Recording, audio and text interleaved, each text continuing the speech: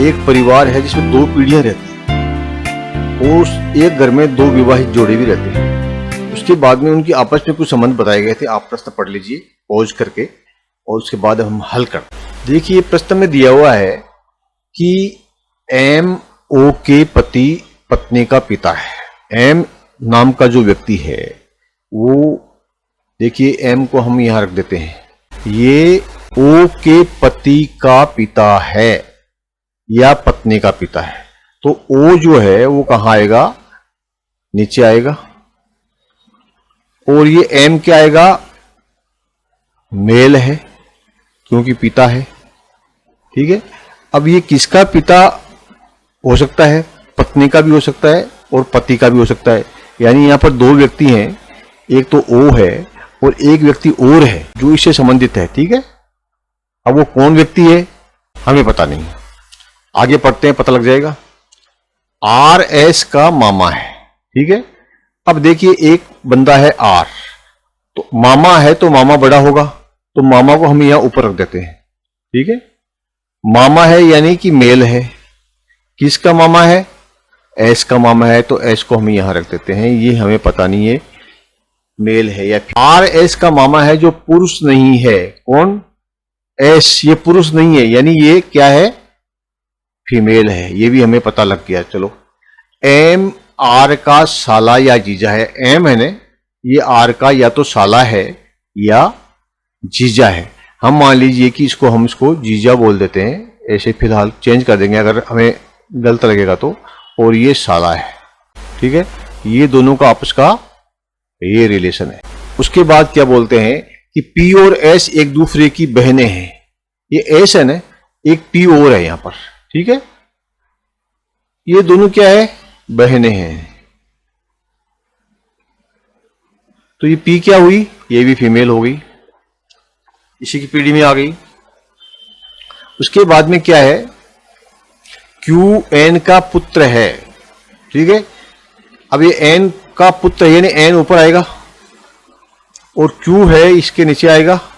ये Q क्या है, पुत्र है यानी मेल है। Q N का पुत्र है यानी ये जो पुत्र है तो ये क्या होगी, देखिए ये हो जाएगा, सीधी सी बात है, N जो है ये इसकी फीमेल है और ये इसकी माँ होगी। ओके, O एक स्त्रीलिंग है, ये O है ना, ये क्या है, फीमेल है। शुरू में क्या बोला था, M O के पति और पत्नी का पिता है। M जो है O के, O जो फीमेल है। ठीक है, तो इसका फीमेल का तो पति होगा, पत्नी नहीं होगी ना। O जो फीमेल है इसका पति होगा, पत्नी, तो पति कौन है, ये Q है इसका। ठीक है, ये कौन है, P जो है ये दोनों पति पत्नी है। ठीक है, ये तो है पति और ये है पत्नी। तो ये M जो है O के पति का पिता है, यानी O का पति Q, उसका पिता कौन है, M, यानी ये इसका पिता है। आया समझ में, और ये इसकी माता है और ये Q इसका पुत्र है। तो ये कितने हैं, 1 2 3 4 5 6 7 आ गए। देखिए यहां पर ये भी लिखा है कि R जो है ना S का मामा है जो पुरुष नहीं है, तो R जो है वो S का मामा हुआ और ये हुई भांजी। प्रश्न क्या है, how is M related to P। M P से कैसे संबंधित है। देखिए हम देखते हैं M कहां है, M है यहां, ये M है और ये P है। देखिए ये पिता है। ठीक है, ये जो M है इसका साला है R और उसकी भांजी है S, तो ये S और इसका आपस में क्या संबंध हुआ, ये पिता है और ये पुत्री हुई ना, ये M की बेटी है। ठीक है, इसीलिए तो साले की भांजी है, साले की भांजी यानी इसकी पुत्री हो गई है। और जब ये दोनों बहनें हैं तो P भी क्या हुई, ये भी पुत्री हो गई। ठीक है, तो M और P का संबंध क्या हुआ, M और P का पिता बेटी का संबंध हुआ, यानी इस संबंध में क्या आएगा, फादर। ठीक है, M जो है P के पिता है। ओके, अगला प्रश्न क्या है, if J is grandchild of M, then how is N related to J? यदि J M का पोता है तो N J से किस प्रकार संबंध है? अब ये J नया आ गया, पहले तो J नहीं था। यहां क्या रहा है कि J M का पोता है। देखिए यहां पर क्या है, M कहां है, ये M है और ये J आ गया यहां पर, ठीक है। ये क्या है इसका, ये इसका पोता है, ओके, ये इसका पोता है, ये दादा है और ये पोता है। तो संबंध किसका पूछा है? अगर जो है, अगर J M का पोता है तो N J से किस प्रकार संबंध है? N तो माँ है, तो ये दादी होगी ना, ये हो गई इसकी पोता हो गया और ये इसकी दादी हो गई। तो हम देख सकते हैं कि यहां पर जो है ये इसकी सिस्टर क्या है, N J से किस प्रकार संबंधित है। यहां पर ये क्या हो जाएगा, ये दादी, ग्रैंड मदर का मतलब दादी होता है। अगला प्रश्न क्या है, if L is maternal uncle of S, then how is L related to Q? अगर ये L S का मामा है तो L और Q क्या क्या संबंध है? अब देखिए यहीं आ जाइए, ये L भी नया आ गया, ये S का मामा है, ठीक है।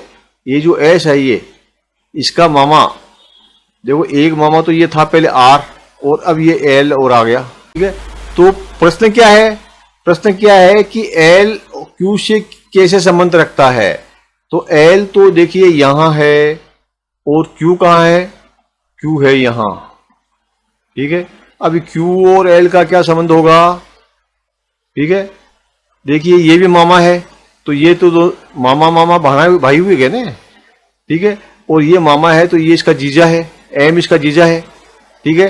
और M इसका जीजा है तो N क्या हो गई, इसकी बहन हो गई, किसकी, L की। देखिए L का भाई R, ये भी मामा ये भी मामा, ठीक है। और इसका ये मामा साला है तो उसका जीजा कौन है, M, ठीक है।